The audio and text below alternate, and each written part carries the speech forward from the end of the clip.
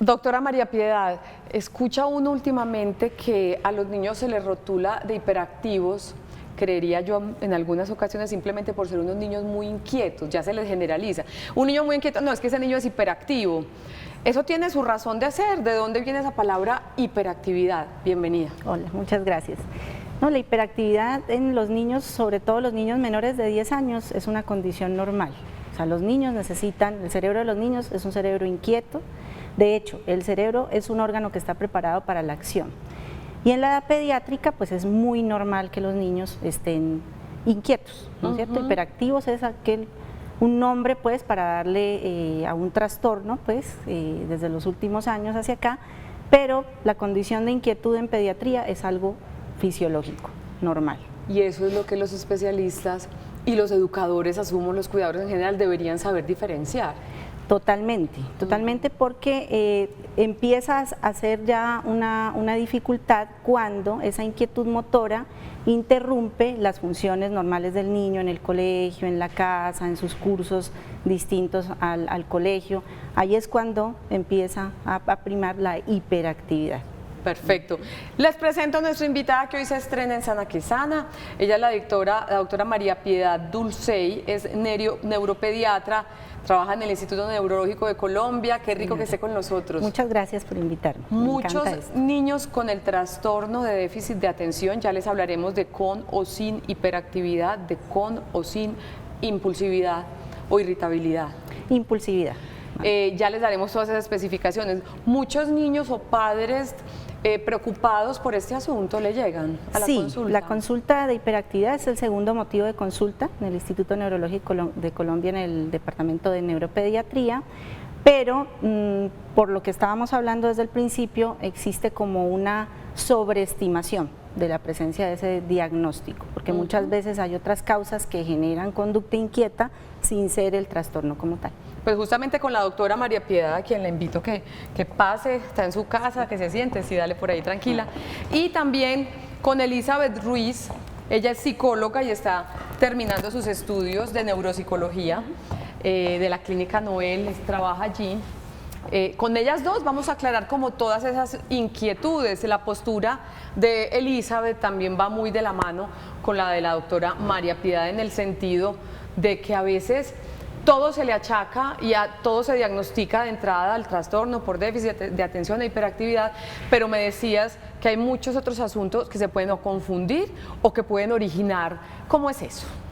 Pues es muy importante en el momento de hacer un diagnóstico de un paciente o de un niño que pueda tener algunos síntomas de inatención y hiperactividad, estar seguros que es por esto y no por otras condiciones diferentes. ¿Cuáles condiciones? Por ejemplo, la dinámica familiar, ¿cierto?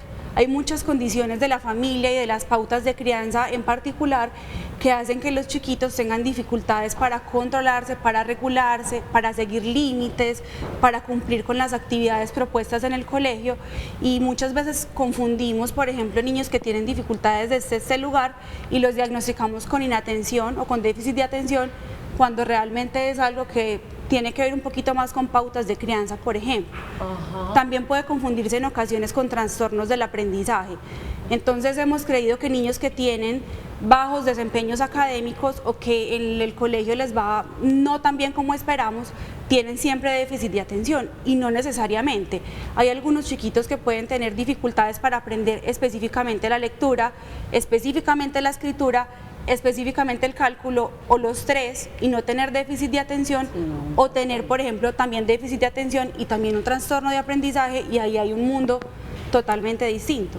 Yo les decía ahorita, antes de empezar el programa, que hay términos que se conocen y se los nombra de esta manera actualmente, pero que siempre han existido. El trastorno por déficit de atención, doctora María Piedad, nació con el hombre, es decir, esto siempre ha sucedido, solo que en los últimos años se le ha estudiado más. ¿Cómo es eso? Se ha estudiado más, y también porque hay otras estrategias pues de tratamiento, no solamente farmacológico, sino también conductual. Entonces el nombre pues ha cambiado, más o menos hace 20 o 30 años se está manejando el concepto de trastorno por déficit de atención con hiperactividad. Anteriormente tenía otros nombres como la deficiencia cerebral mínima, ¿no es cierto? Pero eso cambió. Pero para agregar a lo que comentó Elizabeth ahora del diagnóstico, quisiera aportar que el diagnóstico no se debe hacer en una sola cita. Tiene que ser varias observaciones, tienen que ser varios puntos de vista, porque no solamente la impresión que uno tenga en la consulta de ese niño me va a decir si ese niño es hiperactivo o no. Yo regularmente, ¿qué hago? A mí me gusta siempre interrogar mucho pues de los antecedentes del paciente, de los hábitos que tienen en casa, de la jornada escolar, de cómo es la exigencia escolar, de cómo es la dinámica familiar en cuanto a relación entre los padres y los niños, los hermanos. Eso es un interrogatorio pues bastante extenso, pero casi siempre para la segunda cita yo siempre pido que los maestros me manden una carta, ¿no?, de cómo es el comportamiento del niño en el aula, con sus pares, con ellos, y un cuaderno donde el niño escriba bastante, porque entonces uno tiene que tener información de varios puntos de vista para no hacer un diagnóstico a la ligera. Perfecto, porque craso error hacer un diagnóstico a la ligera y de pronto medicar, que ahorita hablaremos de eso, a un niño que no lo necesita. ¿Cómo es que el cerebro logra concentrarse? Usted, pues estamos hablando del déficit de atención, ¿no? Sí. ¿Cuándo ese cerebro está atento y cuándo no? ¿O cómo logramos estar atentos? Bueno, remitiéndonos a esta imagen que nos dio la doctora. Es un corte cerebral, ¿no es cierto?, donde hagamos de cuenta que aquí la persona está de perfil, ¿no? Acá estaría el ojito, la nariz, ¿no es cierto? Y esto es toda la mitad del cerebro, ¿no es cierto? Aquí estamos en un corte que se llama sagital médicamente, pero es muy importante porque la atención, uno parecería que la atención es como algo así como de nada. El cerebro tiene que hacer un gran trabajo. Entonces, aquí tenemos esta zona en azul, que es el lóbulo parietal, ¿no es cierto?, que queda más o menos por acá. Este lóbulo parietal es el que permite para nosotros, mejor dicho, interpretar las sensaciones. Pero ya hablando de atención, nos permite focalizar la atención. Por ejemplo, ahorita ustedes tienen una atención auditiva y una atención visual en mí, ¿no es cierto? Entonces aquí se canaliza como qué está pasando. O sea, por aquí esto está andando mucho, mejor dicho. ¿No es cierto? Pero entonces este lóbulo parietal no puede trabajar solo. Él tiene, a través de unos haces, que conectarse con esta región prefrontal que queda detrás de este hueso, ¿no es cierto? ¿Para qué? Para que este lóbulo prefrontal vaya interpretando lo que ese lóbulo parietal le va entregando. Pero la corteza prefrontal tiene también a su vez que estar muy unida con este núcleo que está acá, ¿no es cierto?, que es el núcleo accumbens, y en el núcleo accumbens él permite filtrar, ¿no es cierto?, él permite filtrar. Entonces, en el hiperactivo, ¿qué ocurre? Llega tanta información a este núcleo accumbens que el pobre cerebro no sabe a quién prestarle atención. Sí, prestarle atención en ese momento. Entonces llega mucha información. De hecho, esta gráfica es importante, bueno, acá también en esta parte del cerebelo es el que permite también la precisión, ¿no es cierto? Por ejemplo, que cuando nosotros estamos escribiendo, nosotros tengamos unos movimientos oculares precisos de izquierda a derecha, que la manito no se nos vaya a salir del renglón. Esto también participa pues sobre todo en el proceso de la escritura. El tálamo también aquí, en esta parte de acá, también participa como un filtro, ¿no es cierto? ¿Y qué hace que los niños con el trastorno de déficit de atención, esos asuntos les llegue tanta información que se enloquezcan y no sepan qué hacer? ¿Qué es lo que hace que esto funcione bien con relación a la atención o que no funcione tan bien? Estas zonas, entonces, que yo acabo de mencionar, funcionan con unas sustancias que se llaman los neurotransmisores. Básicamente en la atención participan dos. Está la dopamina, que básicamente participa en estas zonas anteriores de acá y en el núcleo accumbens, y la noradrenalina y la adrenalina, que participan más que todo en la parte posterior de la atención. Entonces, eso tiene unos receptores, o sea, el neurotransmisor hagan de cuenta que es como una llave, ¿no es cierto?, y tiene que llegar a una cerradura para que se desarrollen ciertos procesos, ¿no?, en este caso la atención. Entonces la dopamina actúa acá, y en estos niños es tanta la información, ¿no?, que hay en los ambientes. Entonces, por ejemplo, ¿qué pasa en un aula de clase? Todas las aulas de clase son como unas 10 o 12 filas, ¿no es cierto? Yo te puedo asegurar que hasta la tercera o cuarta fila hay un buen nivel de atención, pero de la cuarta hacia atrás no es la misma atención, ¿no es cierto? Las aulas de clase... Hay muchos distractores. Terrible, porque está el compañero de al lado, el otro, el de atrás, la ventana, no sé, pues, la temperatura, bueno, muchas cosas, ¿listo? Las aulas de clase deberían ser en media luna o redondas. ¿Para qué? Para que el profesor tuviera acceso visual siempre y el niño o la niña tuvieran también un acceso permanente a esa persona que está dando las directrices.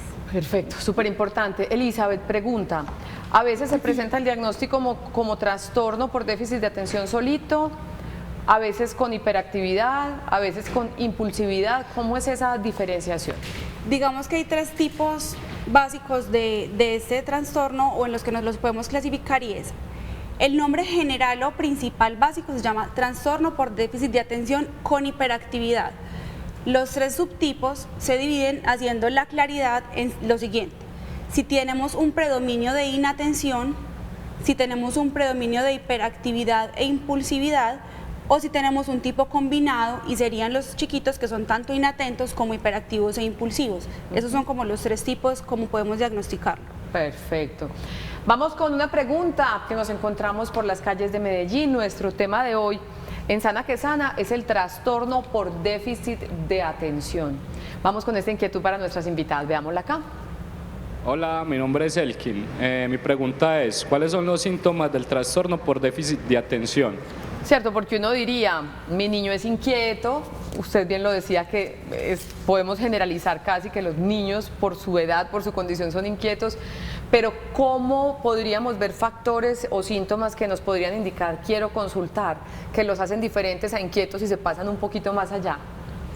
Digamos que los síntomas se pueden dividir en 2, como bien estábamos hablando: los síntomas que tienen que ver más con la inatención y los síntomas que tienen que ver más con la hiperactividad. En cuanto a la inatención, son estos niños que vemos que no rinden de igual manera en actividades en un tiempo prolongado, ¿sí? Que cuando los invitamos a hacer alguna actividad donde ellos tengan que esforzarse de manera cognitiva o de manera mental porque exigen más de ellos, no les gusta o les molesta. Son niños que vemos que no siguen las instrucciones que les damos de manera adecuada porque pareciera que no nos están escuchando de la manera adecuada. Y es importante decir que en estas actividades que hacemos no prestan el detalle necesario para culminarlas de la manera que esperamos, ¿sí? Entonces dejan las tareas empezadas, hay que insistirles mucho para que las terminen, o las hacen a medias para acabar rápidamente. Esos serían como los de inatención. En cuanto a los de hiperactividad o impulsividad, son niños que se mueven mucho, ¿sí? Que los ves todo el tiempo corriendo, que trepan al cosas que no deberían estar trepando, que mueven los pies, incluso se dice que parecen como si tuvieran un motor, porque los ves todo el tiempo como que no se pueden. Apagamos. Exacto. Pero algo importante para hacer la diferenciación en lo que la doctora decía, de que es algo común en los niños, es que esto les afecta su vida diaria, ¿cierto? Que no les permite tener una sana relación con los otros niños de su misma edad o con los adultos, que tiene un impacto en el desempeño académico, o que definitivamente esos movimientos que hacen de más son en situaciones que no deberían estarlos haciendo.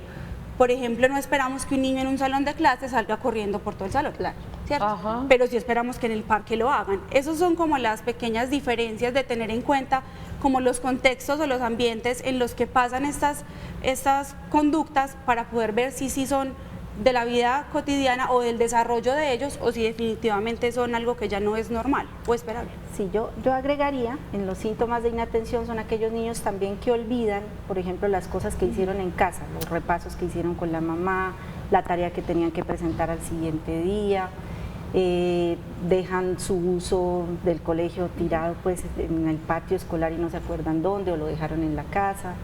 Que la profesora en muchos colegios a veces no mandan en el comunicador las razones, pero dicen, niños, por favor, para el papá hay que decirle que tal día manden tal cosa.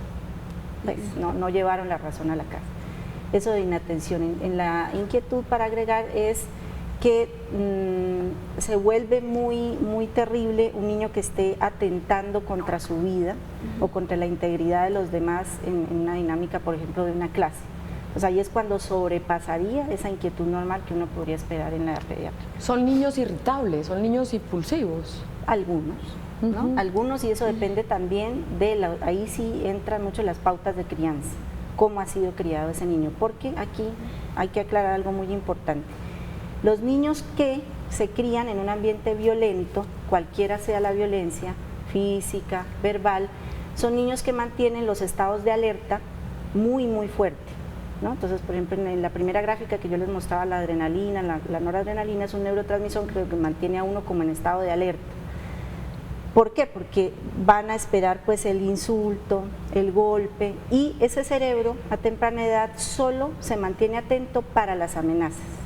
Entonces, cuando un niño que ha sido criado en un hogar con castigo físico muy frecuente o violencia entre los padres o entre los cuidadores directos, es un cerebro que solo va a estar atento en situaciones de riesgo. Pero en una clase donde es una profesora leyendo un cuento, pidiendo que hagan resumen de algo, una operación matemática, que no haya amenazas allí, nadie lo está insultando, nadie le va a pegar, nadie lo va a agredir, el niño allí no va a conectar, porque no hay una situación amenazante, entonces empiezan a pararse, a molestar. Perfecto. Y hay otra cosa allí también, y es que algunos niños a veces también aprenden muy rápido las cosas, o ya han visto eso en sus casas, ya van más adelante, y cuando ya ven una cosa repetida, pues piensan que más importante es jugar o algo que poner atención. Ajá. Pero recuerden que para diagnosticar como tal el trastorno por déficit de atención, estas especialistas tienen que hacer un proceso bien largo para poder concluirlo y tomar medidas en el asunto. La siguiente pregunta con relación a esto la vemos hoy aquí en Sana que Sana. Hola, mi nombre es Luz Adriana. Mi pregunta es, ¿cómo se diagnostica el trastorno por déficit de atención? Ya nos decía la doctora María Piedad Elizabeth que es una encuesta, una entrevista larguísima y no en una cita, sino que analizan todos los factores alrededor de la crianza y la historia del niño, ¿cierto? Pero ¿cómo se diagnostica como tal? El diagnóstico del déficit de atención es un diagnóstico clínico. ¿Eso qué quiere decir? Que no hay ninguna imagen cerebral, ni ningún examen de sangre, ni ningún examen neuropsicológico exactamente que nos pueda decir en concreto que un niño tiene un déficit de atención, porque como bien lo estamos diciendo, los comportamientos y los perfiles de cada niño son muy diferentes, pero sí hay unos perfiles o una tendencia a que ciertos desempeños de las funciones cognitivas o del cerebro puedan estar como en una menor medida o en un menor desempeño que el que uno espera, ¿sí? Entonces, cuando hacemos una evaluación de neuropsicología, la primera parte que hacemos es una historia clínica completa, como la doctora estaba diciendo, donde tenemos en cuenta muchas cosas. Lo que ella decía, los hábitos para estudiar, cuáles son las dinámicas de las familias, también esos factores de riesgo que pudo tener una mamá en el embarazo, que son tan importantes para decirnos cuáles factores de riesgo. Haber estado en contacto con algún tipo de pesticidas, por ejemplo, que eso no lo tenemos muy en cuenta. Haber consumido alcohol, drogas, tabaco, pues cigarrillo, la alimentación de las mamás, haber tenido una mala alimentación, haber sufrido de alguna infección como un SIDA, un VIH, un sífilis, cualquiera de esas. Son factores de riesgo para desencadenar esto. Entonces todo eso lo tenemos en cuenta para después, cuando hacemos la evaluación y las pruebas, poder hacer una relación y empezar a decir si esos factores tienen algo que ver con lo que encontramos. ¿Qué hacemos después de eso? Una evaluación completa. Entonces hacemos unas pruebas en las que evaluamos función por función del niño, todo lo que podría tener que ver, la inteligencia, la atención, la memoria, el lenguaje, la capacidad de aprender, de planear, y ahí nos vamos dando cuenta cuáles de estas funciones están alteradas y podrían dar cuenta de un déficit de atención. ¿Algo más que agregar frente a eso? Sí, hay algunas cosas importantes para mencionar, y es que en el diagnóstico, como yo le decía, pues es un diagnóstico que no debe ser apresurado. Cuando tú mencionabas lo del embarazo, es muy importante que cuando han habido embarazos difíciles, ¿no? De situación anímica de la madre, eso también va a influir en el comportamiento del niño, inquieto. Mamá que tiene un embarazo difícil, depresivo, algo, tiene más tendencia a tener un hijo prematuramente. ¿Por qué? Porque se liberan hormonas pues, en el organismo que adelanta ese parto. La prematurez, o sea, nacer antes de tiempo, predispone a la hiperactividad, ¿no? La depresión posparto, o sea, si una mamá estuvo deprimida en esos primeros 6 meses del niño, predispondrá a tener una conducta difícil más adelante en su etapa escolar. Perfecto. Seguimos hablando con la doctora Elizabeth Ruiz, psicóloga, con la doctora María Piedad Dulcey, neuropediatra, Elizabeth de la Clínica Noel y María Piedad del Instituto Neurológico de Colombia. Nuestro tema de hoy es el trastorno por déficit de atención. Niños, la pregunta número 3 para el siguiente segmento que sigue, para que lo introduzcamos. Veamos esta inquietud. para nuestras invitadas. Hola, mi nombre es Enrique. ¿Los adultos también pueden tener déficit de atención? Cierto, porque siempre hablamos de los niños, pero vea que en la imagen también pusimos adultos. Respuesta cortica, porque por allá tenemos otra experta para hablar de eso, Elisa. Sí, en los adultos puede haber déficit de atención también y se dice que más del 70% de los niños que tuvieron déficit de atención, si no tienen una atención adecuada durante la infancia y una intervención a esos síntomas, en la adultez van a persistir esos comportamientos de inatención o de hiperactividad. Perfecto. Seguiremos hablando entonces con nuestras invitadas sobre el trastorno por déficit de atención en los chiquitos. Vamos ahora con Noticias Sana que Sana para ampliar este tema que les estamos planteando.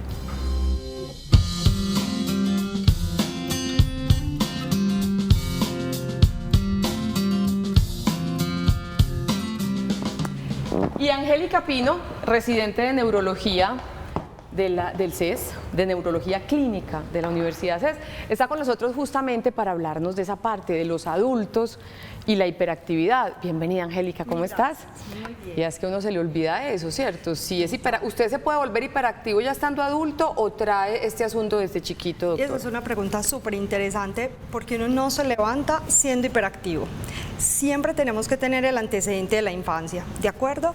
Estos niños por lo general fueron que no se diagnosticaron y llega a la vida adulta, 30 a 40 años, un caos, ¿de acuerdo? Entonces, no me levanto siendo hiperactivo en la vida adulta, pero tal vez no se diagnosticó en el momento de la infancia. Y de pronto, si estamos hablando, pongamos ese ejemplo de personas adultas de 30 y 40 años, cuando ellos eran chiquitos no se diagnosticaba esto tan fácil y no había alternativas como las hay ahora y de pronto por eso se perpetuó esta condición sin prestarle atención. Claro, porque es que el niño hiperactivo es muy fácil verlo, ¿cierto? El inatento es un poco más difícil y no todos encajamos en el estado de hiperactividad. Entonces, el diagnóstico no siempre es tan fácil y estamos en una sociedad donde a veces eso se patrocina, el niño necio es el niño avispado, es el niño, el alma de la fiesta y suele ser difícil y así pasa. Hasta cuando ya llega a la vida adulta que no se concentra, es un caos en su forma laboral, no tiene buenas relaciones interpersonales, no tiene buen desempeño, no aprende, se estresa, no es capaz de seguir la norma y cuando uno hace una evaluación retrospectiva, ahí te das cuenta de que no era el niño chistoso, sino que era un niño que tenía un déficit de atención. Recapitulando lo que acabas de decir, entonces, ¿cuáles serían esos factores de riesgo que a mí como adulto, es que uno como adulto ya toma las decisiones, no la mamá que toma la decisión de decir este niño será inatento, normal, que será pues como muy activo o voy para que me lo revisen? Uno como adulto también tiene que autodiagnosticarse para tocar las puertas de especialistas. Recuérdanos cuáles serían esos síntomas que yo, una mujer bastante adulta, debería alarmarse si tengo ciertos comportamientos, el listado que nos acabas de hacer. Es igual, muy parecido a los niños, no pretendo tener la hiperactividad de que la persona adulta se mueva o esté brincando, pero si voy a querer moverme constantemente, me cuesta seguir la norma, estoy en una fila y tengo impaciencia, no me concentro fácil con mis labores, tengo un mal desempeño, soy irritable, es muy frecuente que los adultos se vuelvan irritables, reaccionan brusco ante una situación de estrés, vuelven y mejoran. El paciente que tiene un mal comportamiento familiar, esas personas deberían de buscar ayuda. Es muy difícil y uno lo puede enmascarar porque puede pasar por el asocial o es que él es agresivo o está deprimido. Y cuando uno ya descartó eso, debe de pensar en que a los adultos también hay un diagnóstico que se llama el déficit de atención. ¿Se puede hacer algo ya en mi vida adulta para tratar este asunto? Claro, siempre se puede hacer algo, listo, más con el cerebro, siempre se puede impactar, eso mejora la calidad de vida y hay dos opciones, como en los niños tenemos la opción de hacer tratamiento no farmacológico y el tratamiento farmacológico. Siempre en el adulto hay que hacer las dos, porque eso les va a mejorar su desempeño y van a tener una mejor calidad de vida, siempre hay algo por hacer. En la vida real les llegan pacientes adultos diciendo, ¿será que yo soy hiperactivo? Ayúdeme. Claro, llega mucho, pero son pacientes que han ido a todas partes. Van donde el psiquiatra, van donde el psicólogo y rodean, cuando llegan a la consulta de neurología, llegan porque se les olvida todo. No aprendo, soy inatento y cuando uno hace una historia retrospectiva, era el niño que siempre fue así, el niño siempre fue inactivo y es frecuente, pasa Como lo explicaba la doctora, el 60% de los niños con un déficit de atención en la vida adulta van a ser con un déficit de atención e hiperactividad o con el subtipo específico, pero el 60% eso es mucho. Porque no los diagnosticaron chiquitos. Puede que se haya diagnosticado, pero es la evolución natural de la enfermedad. Hay un grupo de niños y de esos niños la mitad, más de la mitad, van a progresar a la vida adulta con ese mismo trastorno. Muy poquitos se pueden mejorar durante la adolescencia y se queda ahí, pero más de la mitad llegan a la vida adulta sufriendo el déficit de atención e hiperactividad. Sé que cada persona es diferente, pero ¿cuánto podría durar un tratamiento para un adulto con este diagnóstico? No hay nada exacto, debería de ser por toda la vida, ¿sí? Porque eso genera incapacidad, porque estás limitando tu vida, porque ya no tienes amigos, porque es el separado, porque has cambiado de trabajo. Entonces uno debería de ofrecer siempre tratamiento hasta el tiempo que sea necesario. Entonces, algún adulto que nos esté viendo y se identifique con estos síntomas, lo importante es que consulte, nunca es tarde, ¿verdad? Nunca, siempre hay mucho por hacer, perderle el miedo a la consulta del psiquiatra. Pensamos que el psiquiatra solo es para ciertos tipos de personas y no, es súper importante porque no tenemos cómo explicar que yo me quiera mover o que yo esté tratando de entregar un informe y no rinda o que se me olviden las cosas que las tenía presentes. Eso no es lo normal y eso siempre debe estar en la mente. El psiquiatra, el neurólogo siempre está ahí para tratar de resolver eso. Aquí en Sana que Sana hemos intentado mucho desmitificar el miedo al psiquiatra, ¿no? Hacer entender a nuestros televidentes y entender nosotros mismos que la mente y las emociones también se enferman, como nos enfermamos de la presión arterial, de todo esto, también se enferman y también hay soluciones. Y es muy fácil ver el infarto o el que sufre de la piel y nunca hay estigma para eso, pero o si vas donde el neurólogo tienes Alzheimer o Parkinson y ya no hay nada más, y si vas donde el psiquiatra estás loco, y eso se tiene que perder. No es esa la única razón, a veces la intranquilidad, la mente es sabia y tiene un papel importante en nuestra exposición y cómo nos desarrollamos, entonces perderle el miedo a eso es vital, debería ser parte de nuestras vidas esas consultas, porque no es la única razón o porque estoy deprimido o porque tengo Parkinson. Ya saben, entonces el trastorno por déficit de atención es un diagnóstico que también pueden tenerlo los adultos, teniendo en cuenta esos síntomas de los que nos hablaba, esos comportamientos que nos relataba la doctora Angélica Pino. Sería bueno que uno se analizara y tomara la decisión sí o no con base en ese análisis de visitar a un especialista, porque de verdad con ese tipo de problemas difícil llevar el día a día. Nuestro tema de hoy en Sana que Sana es el trastorno por déficit de atención. Vamos a unos mensajes cortiquiticos, ya regresamos con nuestros invitados y Angélica, muchas gracias por estar con nosotros. Mil gracias. Ya volvemos.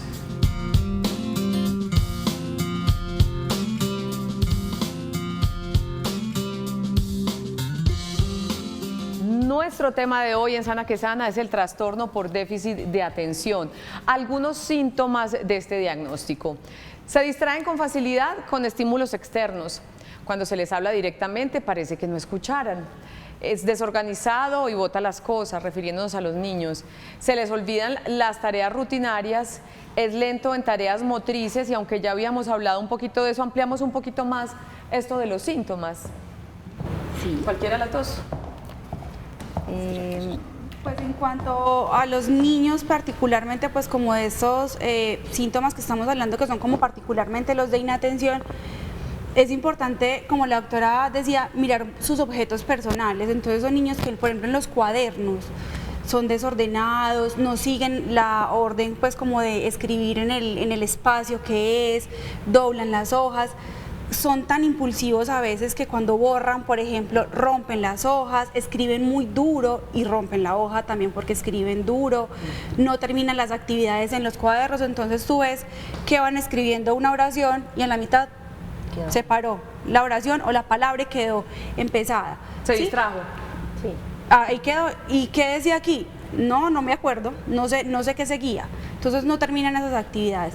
Y en cuanto a sus objetos personales, entonces suelen perderlos o tenerlos en muy mal estado. Entonces son los niños que los juguetes los mantienen dañados, los rompen, se les pierden, no saben dónde los dejaron, el buzo del colegio. suelen llegar a la casa muchas veces sin los colores, entonces las mamás tienen que comprar cajas de lápices, cajas de borradores. Sí. Porque me ha pasado. Por eso es que es importante lo que yo decía de llevar un cuaderno a la consulta, un cuaderno donde el niño escriba mucho, precisamente para ver esos signos que Elisa nos acaba de mostrar. Es importante también resaltar que el niño inquieto, hiperactivo, distraído, va a tener una autoestima un poco baja. ¿Por qué? A esa edad los niños es muy importante el concepto que tenga el otro de mí, el par, que tenga el otro de mí, que yo sea aceptado. Entonces un niño que es inquieto, desordenadito, molestoso, es rechazado por los pares, por algunos maestros, por la misma familia incluso, a veces. Entonces son niños que, además de todos los síntomas que tú pusiste ahí, tienen la habilidad emocional. Puede haber llanto fácil, no puede haber rabia también, porque a veces no, son cosas que los sobrepasan a ellos, que ellos no pueden manejar y terminan. Bueno, y necesariamente si se suma estos síntomas a lo otro que hemos hoy narrado en Sana que Sana, ¿necesitan medicación? Algunas veces. Algunas veces, pero no necesariamente. Hay algunos chicos o niños que pueden, con terapias pues alternas a la medicación, como es la psicología, como es la rehabilitación cognitiva, pueden hacer un desempeño después a estas terapias adecuado y empezar a tener un desempeño como normal en su vida cotidiana. Sin embargo, hay otros niños que por diferentes motivos, ya sea porque la dinámica de la familia o porque ellos mismos no son adherentes al tratamiento alterno que estamos proponiendo del medicamento, no pueden adherirse a él y no pueden cumplir con las terapias, o porque definitivamente el desarrollo del cerebro y de esas redes, como nos estaba explicando ahorita la doctora, necesita de una ayuda, de un medicamento para que estabilice esos neurotransmisores o el resto pues como de las áreas. Ahorita hablaremos de ese medicamento porque yo creo que es el que más genera temores. Sí. Pero antes de el tratamiento, ¿se puede prevenir el trastorno por déficit de atención de alguna manera, doctora María Piedad, teniendo en cuenta todos esos factores? Pues yo creo que prevenirlo no, porque de todos modos, bueno, hay una cosa que nos hemos olvidado mencionar, que hay algunos rasgos genéticos, ¿no es cierto?, que pueden influir también en el comportamiento de los niños. Entonces la historia de la infancia de los padres también es muy importante, cómo era ese papá y esa mamá cuando eran pequeños. Entonces, si han habido algunos rasgos y que persisten pues hasta la adultez, pues el niño va a tener no solamente la herencia genética, sino también como el patrón de imitación de esas conductas del adulto, ¿no es cierto? Entonces eso es algo que es importante mencionar. En la parte del diagnóstico, bueno, ya habíamos mencionado que es un diagnóstico que no debe ser acelerado, que deben ser varios actores los que nos hablen de los síntomas Pero del cuando niño. Le pregunté lo de la prevención, me refería a lo del sueño. Bueno, no. Que usted decía que el sueño tiene un papel bien importante. Sí, el sueño es fundamental para todas las edades, para todas las edades pediátricas, para todas las edades. Pero en pediatría es supremamente importante porque el sueño no solamente repone pues la fatiga muscular, en nuestro cuerpo por dentro pasan en mil de cosas pues que tienen las enzimas internas que reparar, pero en el cerebro de los ya vamos niños, a poner las imágenes. Bueno, en el cerebro de todos, perdón. Cuando se las ponga para no hacer la hay unas estructuras muy importantes que en el sueño tienen que cumplir un papel de aprendizaje y de memoria. Entonces aquí volvemos a tener otra imagen cerebral. Les vamos también. a explicar por qué es tan importante que los niños duerman lo necesario. Duerman temprano. Entonces aquí también tenemos otra imagen de perfil, ya este no es un cerebro que está cortado a la mitad, sino un cerebro como se ve, ¿no es cierto?, de perfil, acá está el ojo, la nariz. Entonces, esta estructura que está en verde acá se llama el hipocampo, ¿no es cierto? Sí. El hipocampo, el verde. Ese hipocampo es una estructura que los seres humanos la necesitamos pues para muchas cosas, pero en especial en el aprendizaje es para reunir todas aquellas vivencias nuevas, aprendizajes nuevos, anécdotas, órdenes recientes. Todo se acumula aquí en el día, ¿no es cierto? Pero en la noche, ese hipocampo, hay uno a cada lado. Este es el lóbulo temporal, ¿no es cierto? Y el hipocampo es en la parte muy medial.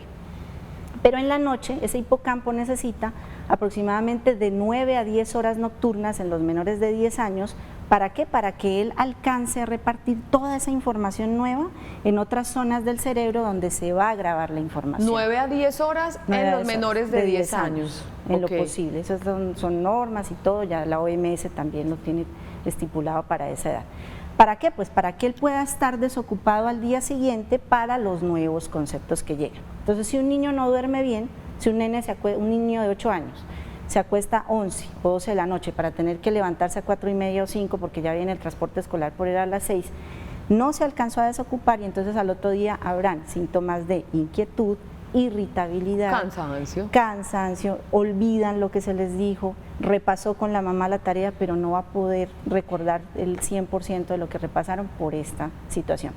Entre otras, los niños menores de 10 años tienen que irse a dormir temprano porque la hormona de crecimiento se libera entre las 9 y las 10 de la noche, en el pico máximo para que el hueso pueda estirar.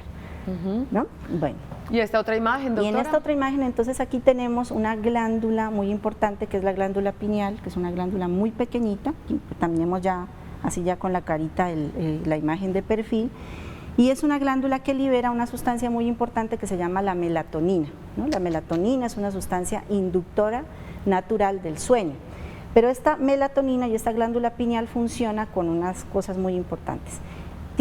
Esta glándula pineal está conectada con la retina, ¿no? Por unas que se conectan. ¿Para qué? Para que ese cerebro y esa glándula pineal sepan que ha llegado la noche, que ha disminuido la luz y que se puede liberar la melatonina para que sintamos sueño. Pero ¿qué pasa? Entonces en las familias a veces eso no se sabe y los niños usan televisión, tablet, celular hasta 10 de la noche, 9 de la noche. Doctora, ¿por qué será que yo le apago el televisor a mi niño a las 9 pero no se duerme, se acaba durmiendo a las 10, 11 de la noche? Está sobreestimulado. Es por esto, porque no hay melatonina que haya podido liberar la glándula pineal por el estímulo visual de los aparatos electrónicos y entonces el sueño no llega temprano. Súper importante. Seguimos hoy en Sana que Sana hablando del trastorno por déficit de atención. Para continuar aprendiendo sobre el tema, va la siguiente pregunta. Hola, buenas tardes, mi nombre es Mario Doria. ¿Es posible tratar y curar el déficit de atención? Venezolano, ¿cierto? Tratarlo y curarlo, es la pregunta de Mario. Pues yo empezaría diciendo que primero hay que hacer un buen diagnóstico del déficit de atención, ¿cierto? Eso es como lo inicial, porque con la doctora hemos hablado que la mayoría de los niños que llegan a consulta con un diagnóstico ya hecho por otra persona de déficit de atención, la mayoría de las veces no corresponde a un real déficit de atención. Entonces empecemos por ahí. Cuando sí es un déficit de atención real o de hiperactividad, las terapias de las que hemos hablado, tanto de medicamentos o de otro tipo como la de psicología conductivo-conductual o también de una rehabilitación cognitiva, pueden ayudar en muchos casos a disminuir esa sintomatología, esos comportamientos que son como no esperados, y a que la persona se desarrolle en su ambiente normal de una manera adecuada y como más adaptable al medio. Entonces digamos que ellos sí pueden mejorar muchísimo, pero hay que tener en cuenta que hay muchas cosas que están alrededor de eso y que deben cambiar para que un niño pueda empezar a avanzar, ¿cierto? Lo primero es que los papás estén comprometidos a cambiar el medio ambiente en el que el niño está en su común y diario vivir. Por ejemplo, esos hábitos de sueño, por ejemplo, los hábitos de estudio, por ejemplo, incluso la forma en la que se alimentan, ¿cierto? Entonces, si todo el medio no está dispuesto a crear un montón de herramientas y de plus para que ellos empiecen a avanzar de forma diferente, va a ser muy difícil. Tal vez por eso hablábamos de tanta prevalencia en los adultos de este trastorno, porque en muchas ocasiones se diagnostica y no se hace nada más, o se diagnostica y a veces toman algún medicamento por un tiempo y paran y ya. Entonces por eso es que vemos tantas persistencia en los comportamientos. Yo usualmente lo que hago es, bueno, ya el análisis, lo que hemos hablado y todo, pero lo que siempre se hace es esperar un tiempo a que exista un tratamiento conductual, ¿no es cierto? Terapia cognitiva, terapia ocupacional, incluso a veces porque hay niños que pueden tener un poquito de letra feíta o intercambiar las letras o tener eso, entonces la terapia ocupacional también nos ayuda. Si después de un tiempo no se ve una franca mejoría en la atención, en el control de la inquietud, uno ya empieza a poder formular los medicamentos. Hay algunas condiciones donde los medicamentos se colocan de entrada, sin esperar de pronto a que ese cerebro que está en desarrollo module todas esas conexiones a través de la terapia conductual. Son situaciones en las que uno, yo por ejemplo veo que el niño no tiene como un soporte social que ayude a ir de la mano lo que esa constancia de los padres, Cuando uno ve que hay porque los padres tienen algún trastorno psiquiátrico, porque de pronto hay alguna situación difícil. Los tienen que ayudar con el medicamento. Hay que ayudar con el medicamento. Cuando, como les decía, esa inquietud sobrepasa el límite de control del niño que lo predisponga a accidentes o que predisponga a la integridad de otros niños, a veces uno tiene que medicar un poco más. Perfecto. Seguiremos en unos instantes hablando hoy con la doctora Elizabeth Ruiz y con la doctora María Piedad Dulcey sobre el tema de trastorno por déficit de atención. Regresamos en unos instantes a Sana que Sana.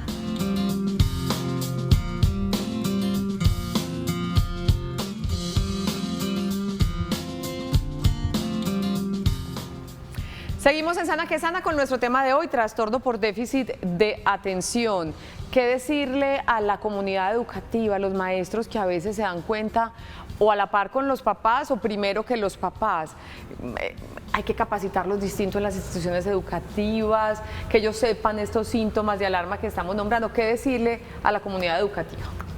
Para mí hay un trabajo bien grande que hacer con los profesores porque la mayoría de las veces ellos son los primeros que notan que los chiquitos se están comportando de una forma diferente al resto de los niños de su misma edad y son quienes hacen el llamado o la alerta.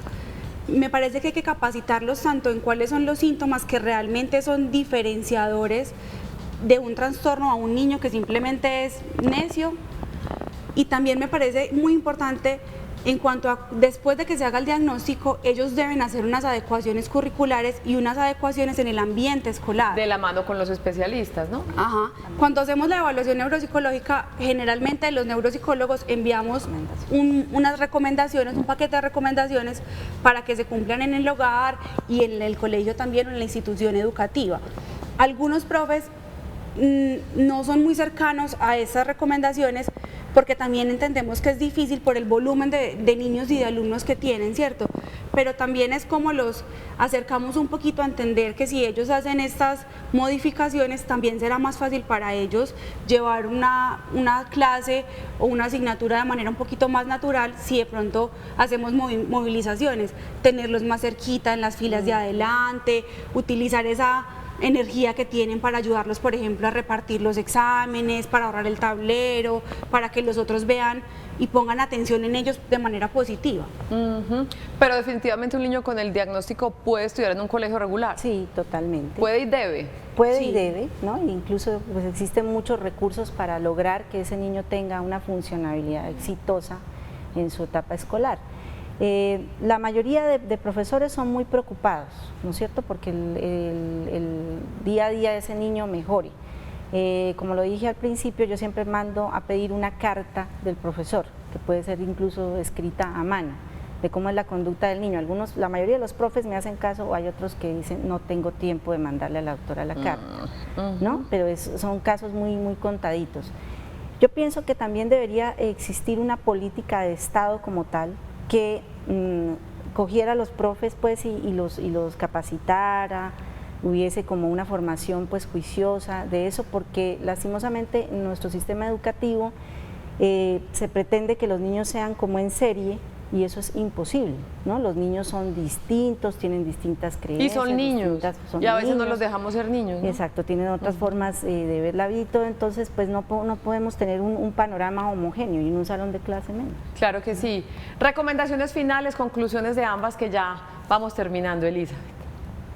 Muy importante que los papás y los profes estén como de la mano en esa educación y en esas adecuaciones que se van a hacer posterior a un diagnóstico para que estemos hablando el mismo idioma y el niño se sienta como estable en sus dos ambientes y que las normas y las directrices que se le dan están como de la mano y en vía de lo mismo para que pueda haber como una mejoría de los síntomas, que es como lo que más nos asusta a los papás y también a los especialistas que estamos acompañando. Perfecto. Importante también que como adultos entendamos que el manejo del tiempo en los niños es muy distinto al nuestro. Nosotros ya como adultos tenemos una estructuración en nuestro cerebro de las rutinas que se tienen que cumplir, de los horarios que hay que hacer, pero un niño no. Para un niño puede ser más importante jugar con sus dinosaurios o armar cubos a tener que hacer una plana o un resumen de algo. Entonces entender, pues no me quiero decir que todo el tiempo los niños tengan que estar jugando, pero entender un poco cómo fuimos nosotros, qué era importante para nosotros en ese momento y tener como un equilibrio, tanto las normas como también que el niño tenga un libre albedrío para que cumpla sus funciones de niño, jugar, descansar. Perfecto. A Elizabeth Ruiz, psicóloga de la Clínica Noel, y a María Piedad Dulcey, neuropediatra del Instituto Neurológico de Colombia, muchas gracias por estar con nosotros. Yo creo que dejamos la inquietud, por lo menos, no un extremo ni el otro, no rotular a un niño porque es necio, con que es hiperactivo, y tampoco dejarle de prestar atención a síntomas y comportamientos que impiden un buen desarrollo cotidiano de los niños y sus relaciones con los demás. Eso hay que prestarle atención, y a los adultos que se identifican con estos síntomas, pues que no es tarde y que pueden consultar con los especialistas del caso justamente para buscar una mejor calidad de vida, que eso es lo que se quiere. Terminamos Sana que Sana. A ustedes también muchas gracias por acompañarlos y los esperamos nuevamente con más temas saludables de martes a viernes de 11 de la mañana a 12 del día. Hasta pronto.